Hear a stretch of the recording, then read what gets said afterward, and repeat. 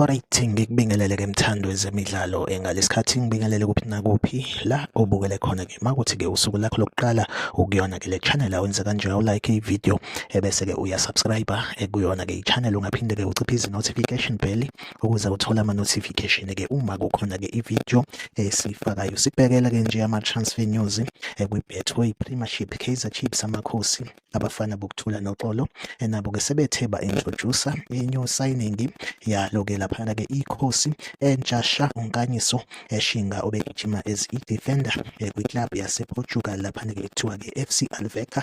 Impela-ke naye-ke usengumdlali wamakhosi ngokuphelele. Siyayibongela-ke i-Kaizer Chiefs ne-new signing yabo and sithemba ukuthi-ke akhona-ke ama-signings i-Kaizer Chiefs ezowethula kungekudala. Iyona update engiphethe-ke njengamanje, like ivideo usubscribe kuyona-ke le channel. Mina nawe ngizohlezi ngikhona ngulethele-ke ama-transfer news kwi-Betway Premiership. Okwamanje-ke ivideo yethu-ke asibambe la, nisale kahle.